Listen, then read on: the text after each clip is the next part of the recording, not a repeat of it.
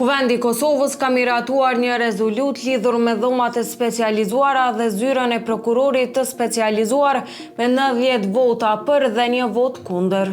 Rezoluta kërkon që këto institucione të ushtrojnë funksionet e tyre në përputhje me standardet ndërkombëtare dhe kushtetuese, duke garantuar një proces gjyqësor të drejtë dhe të paanshëm. Një pjesë e rëndësishme e rezolutës është kërkesa për një transparencë më të madhe dhe llogaridhënie për veprimet e këtyre institucioneve.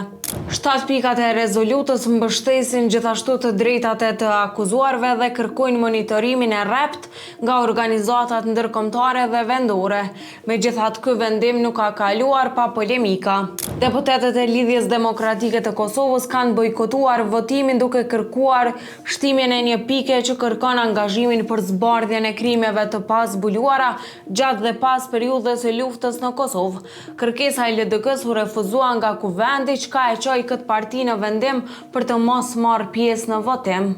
Ndërkaq vota kundër ishte nga deputeti i Lëvizjes Vetëvendosje Fatos Geci, i cili ka shprehur hapur kundërshtinin ndaj përmbajtjes së rezolutës, duke e cilësuar si një akt që synon mbrojtjen e individëve të akuzuar për krime lufte dhe jo të ushtrisë çlirimtare të Kosovës si tërësi.